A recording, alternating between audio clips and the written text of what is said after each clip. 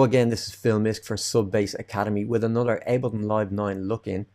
This time I'm going to concentrate on some of the new audio effects Ableton have brought to the table, which we're all pretty excited about.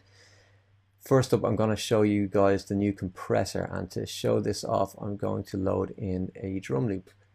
Let's pick something a little loose and live. Okay, that'll do.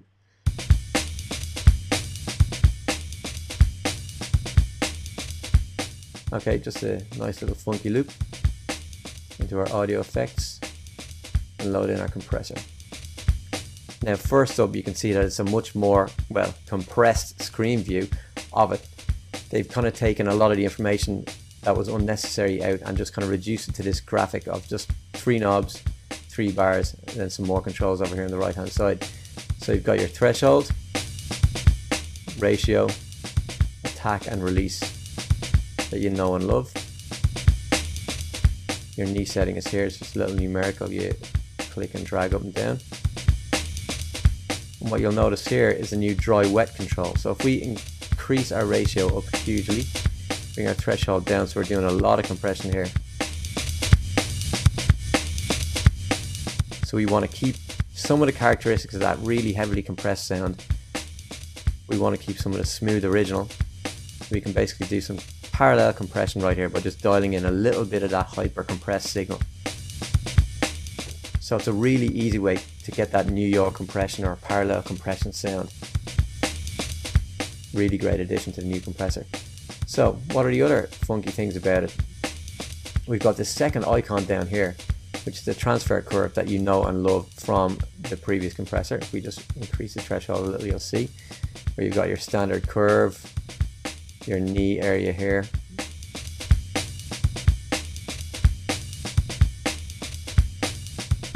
And you can really just look at it the way you're used to looking at it anyway. It just uses up that little bit of extra screen room that you might not want in a live scenario. And third, last but not least, is this brand new activity view, which blew my mind when I saw it first. It's a great way to explain to people exactly what a compressor is doing.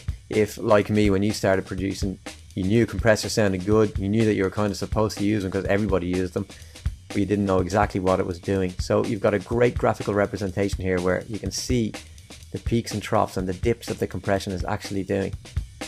So let's just decrease our attack. You'll see that compressor is acting a lot more quickly here. Increase our ratio, you'll see that it's taking a lot more out of it. If we decrease our ratio to 1, you'll see it's flatlined, it's not doing anything. So it's a great way to see exactly what your compressor is up to. There's 2 ways to look at it here. You've got the gain reduction view and you've got the output view, which just shows you the true output coming from the compressor versus the original signal in grey here. So I think you'll agree it's a great way to see exactly what's going on. Great way to explain compression to people, and just a great way to work as well if you really want to see and get a good feedback from your compressor and see exactly what it's doing. So let's give it a lot of compression here on that signal.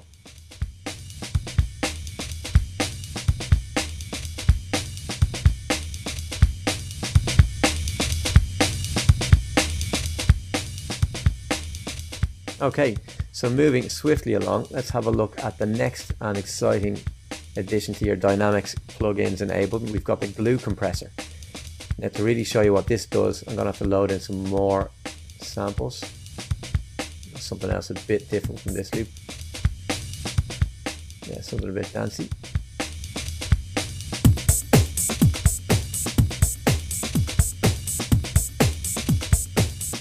And maybe something a bit heavier as well.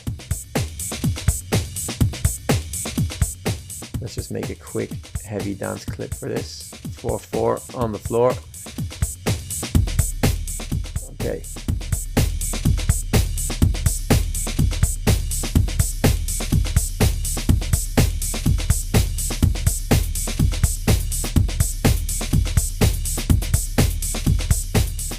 Okay, so now we've got 3 different audio streams of drums that we have in our mix.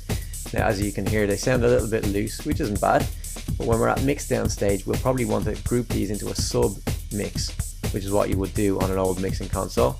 So we'll select one, hold down shift, select the last one, then press Apple or Alt and G, and that'll group all the tracks into one submix. Now, just because it's what I do, I'm going to change this to say drum bus, and I'm going to load one of the glue compressors from our audio effects tracks here. So this is actually analog model on the old SSL desk channel compression, which is used, it's that real 1980s sound to just kind of glue everything together. We'll decrease the threshold just so we're licking it a bit. We've got a nice medium ratio here, 4:1. Release is set to 6, and attack will increase that little to let a bit of the peaks through.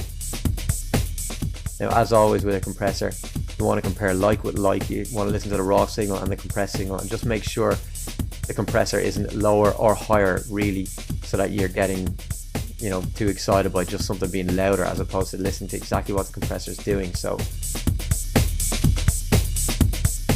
okay, maybe a bit more welly coming out of the compressor. Yeah, that's it. And you can really hear it's just tightening up the three mixes, just that kind of nuance that you need in your mix down. It's really making them, well, it does exactly what it says in the tin. It's really gluing them together and making them sound part of a cohesive whole. And once again, if you want to crank up your ratio, you've got that parallel setting here on the right hand side, dry wet. But I quite like the sound of this as a whole, so I'm going to put it up quite high and on a subtle setting. Okay, so that's the glue compressor. Really, really good, and I find that I'm not using third-party compressors anymore in the mixdown stage, just because you don't have to. It uses next to zero in their processor up here. That's why I find I'm also using it in a live set on the master bus, just to make everything glue together in your live set. You've got the option of using a really great sounding analog compressor with a minimum of impact on your CPU. It really has a good sound to it. So, moving swiftly along in our audio effects lineup, let's have a listen to the gate, still in the Dynamics family. Very similar to the gate in Live 8, but just has an overall better sound. You'll hear if I increase the threshold, decrease the release, much smoother sound than the gate in Live 8, which was nice but really kind of unusable if you have it on some really subtle parts, like, you know, a good singer with a, you know, a good microphone and a quiet track where she's not going to be masked by a bunch of different signals and you're really going to hear an honest performance. You need a good gate to get the most out of it and get rid of a little bit of studio noise or maybe different kind of unwanted audio signal, like in a guitar you've recorded in, or an analog synth with some hum in it. Really important to get a good gate, and Ableton have really brought one to the table. You've got a nice graphical representation as well here, doing similar things to the one that we saw with the compressor, where you can really see the before and after. So a really good sounding gate there. And last but by no means least, we've got our EQ8. Now, first thing you can see when I load it in is it's got a frequency analyzer built in, which is just amazing. It's something that third-party plugins had up until now, but now that Ableton have it, and they've really improved the sound of the EQ8 as well, there's really less of a need to jump to those third-party plugins. Why not use something that sounds just as good, uses very little processor power, and offers you a few tricks that nothing else I've seen does. So one of the first modes you'll notice, if you turn on this audition mode and you turn on one of your EQ parameters, you can raise it or lower it as per normal on the left hand side. But if you mouse over it and click on the 5, I'll be auditioning just the difference that that parameter is making to the signal. Really, really handy for isolating those nasty little resonant peaks and things. Like this one here. You might want to increase your Q just to do a surgical cut on that. And then take it out of the mix. So you might have noticed the curve that I was implementing there on that parameter was changing a little as I went up and down in the gain. That's because there's a new thing called adaptive Q, or adaptive resonance, on this EQ8, whereby the more I increase or decrease with the decibels on this cut or boost, it'll adapt the resonance to work with me. So if I am just making subtle improvements, it'll give me a subtle bell curve. But if I'm making more surgical cuts, it'll increase the resonance and work with me. It's a really good way to increase your workflow, I suppose, just when you're making random EQ boosts and cuts here and there, it kind of knows or preempts what you're going to do based on how much you're changing your signal by. That's once again modeled on the way that the old SSL desks used to work, and it works really well. Of course, you can bypass it if you fancy the old way, but I really find it quite handy. And finally,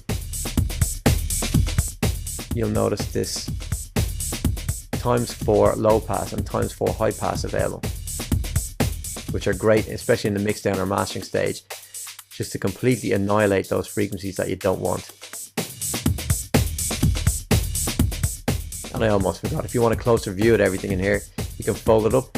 You've got a much clearer view of your whole frequencies. And you've got a cohesive view of all your parameters down here. You don't just have to rely on whatever one you've chosen on the left hand side. You've got a view of everything right here. So I think you'll agree, some great additions to the audio effect family there from Ableton in Live 9.